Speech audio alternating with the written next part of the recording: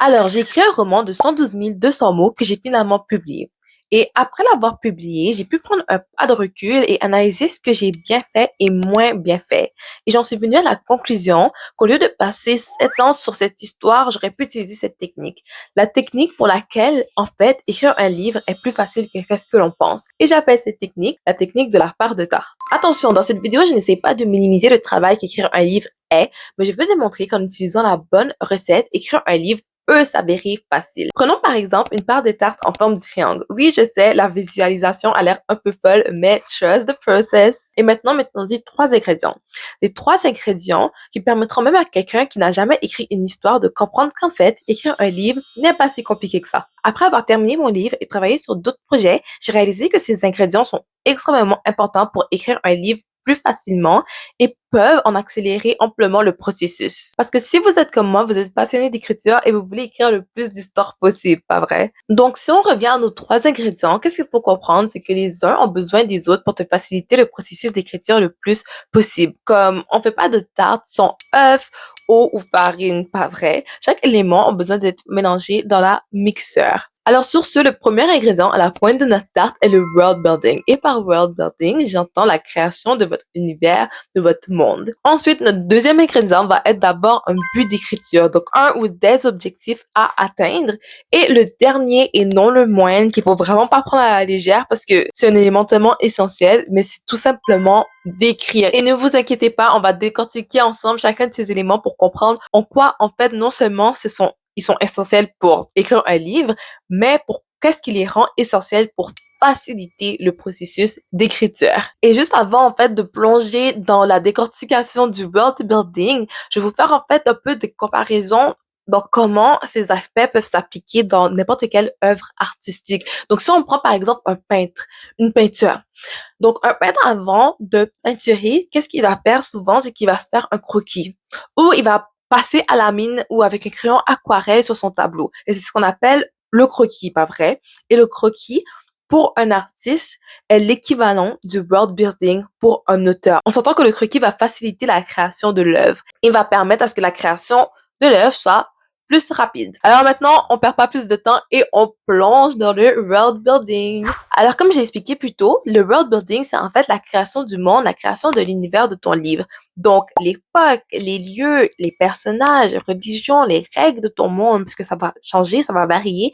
Peu importe si tu es dans un monde de fantasy ou est-ce que tu es dans un univers réaliste. Et maintenant que tu comprends un peu plus c'est quoi un world building, la question que tu dois te poser c'est, ok, oui, je comprends c'est quoi le world building, mais en quoi faire un world building va faciliter mon processus d'écriture?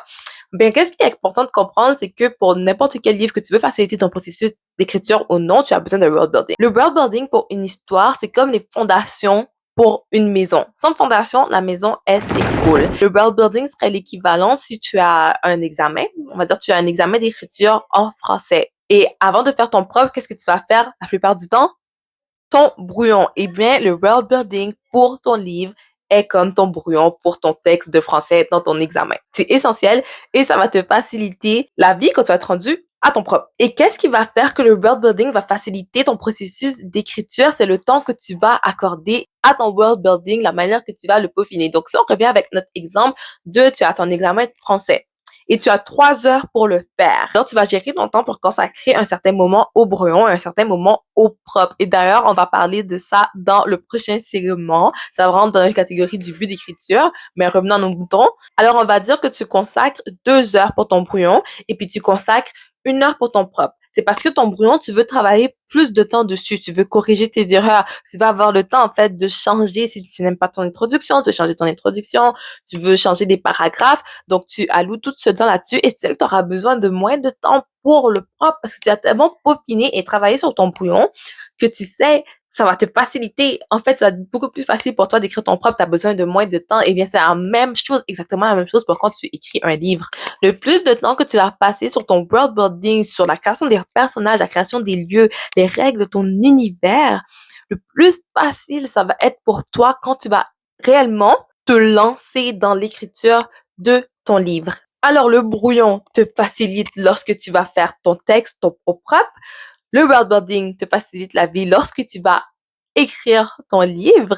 Et c'est la même chose comment les les plans d'un architecte va faciliter son processus lorsque la maison va être construite. Et on peut nommer ça le but final et dans notre cas, le but d'écriture.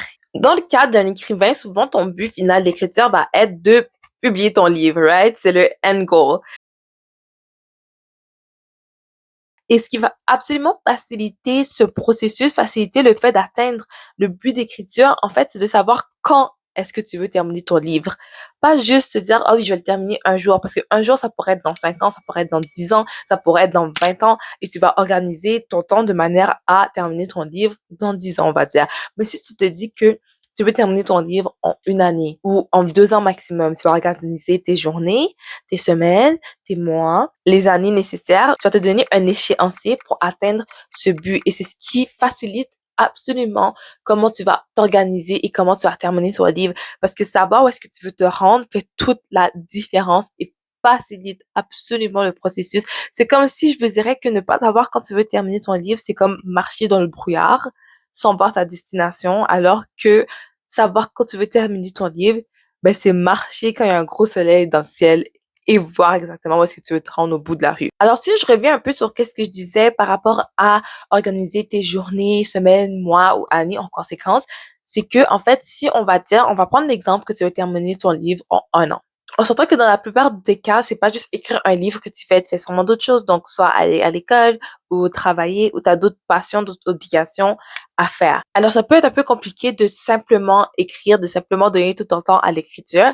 Et c'est là que ça va où est-ce que tu veux te rendre, l'échéancier que tu te donnes, que tu peux organiser ça. Donc, si par exemple, tu compares ton horaire d'école à quand tu veux terminer ton livre, ben, c'est là que tu peux aller chercher 2 heures dans une journée, un certain nombre d'heures dans une semaine ou dans des mois, te donner des buts, des objectifs, en fait, à atteindre à chaque mois pour pouvoir te rendre à ce but d'écriture, à pouvoir atteindre en fait, ces objectifs que tu te donnes et le but final qui est de terminer ton livre. Et là, ici, on parle plus du premier jet, mais c'est un exercice qui doit être appliqué à chaque étape, que ça soit pour le premier jet de ton livre, les relectures, la correction ou même quand tu veux le publier. Parce que même, on va dire au niveau des relectures, si vous savez pas c'est quoi, en fait, c'est juste après que ton premier jet a été fait, tu relis ton livre puis tu changes ton histoire jusqu'à ce qu'elle atteigne, en fait, ce que tu veux. Parce qu'on s'entend que le premier jet, c'est juste le brouillon. Le premier jet, c'est le brouillon de ton livre. Et c'est vraiment dans les relectures qu'il est peaufiné puis qui ressemble à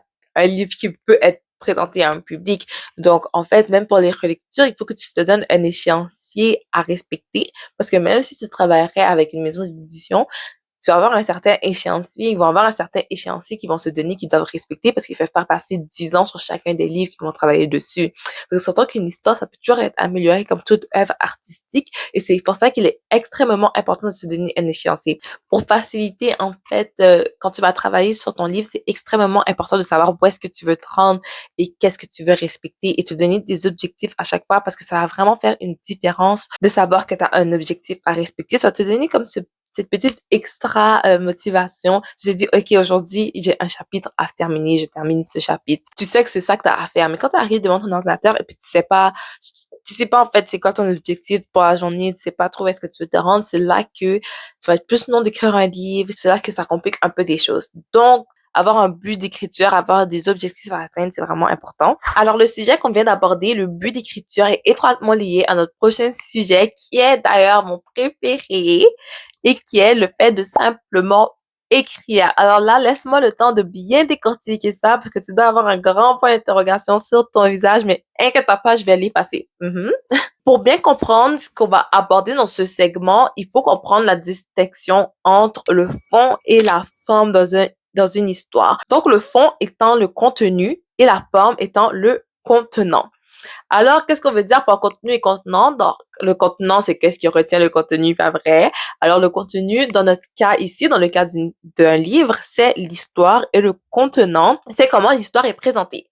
Alors, ici, on parle des temps de verbe, fautes d'orthographe, les mots utilisés, les conjugaisons et tout le tralala qui vient avec. Mais dans ce segment, le fait de simplement écrire ce qu'on veut se concentrer dessus, c'est le fond et non la forme. On oublie la forme ici. Alors, en quoi simplement écrire peut faciliter le processus d'écriture et en fait, facilite le processus d'écriture, c'est que tu ne te concentres exactement pas sur la forme. Tu te concentres sur simplement écrire, simplement laisser libre cours à ton imagination parce que c'est ce qui est magnifique avec l'écriture. Il faut pas oublier la créativité que tu as et il faut laisser l'aspect technique de côté. Et c'est pour ça qu'on fait le world building au début. Vous voyez mes petits liens, mon petit moment de cercle.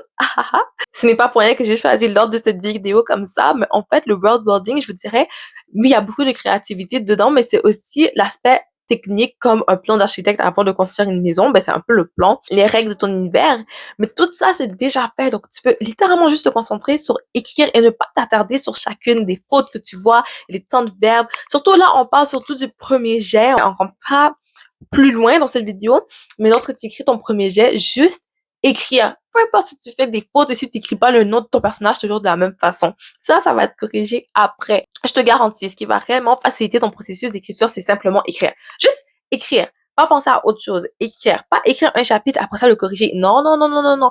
T'écris ton livre au complet, ton premier jet au complet et ensuite, tu vas être dans les relectures et les corrections et blablabla. Bla, bla. Mais là, en ce moment, tout ce qu'il faut faire, c'est simplement écrire. Comme un peu Just Dance, ben, écris, fais juste simplement écrire. Alors voilà, on vient de passer ensemble les 3 ingrédients qui prouvent qu'en fait, écrire un livre n'est pas si compliqué que ça et ça peut être même facile. Alors on a vu ensemble aujourd'hui le world building, le but d'écriture et le fait de simplement écrire. Et si tu as regardé jusqu'ici, déjà, merci et laisse-moi un petit coucou dans les commentaires. En fait, dis-moi, est-ce que tu travailles déjà sur un projet d'écriture? Est-ce que tu comptes commencer un projet d'écriture? Quel genre de projet tu comptes commencer et qu'est-ce que tu aimerais voir comme autre vidéo dans le futur sur cette chaîne?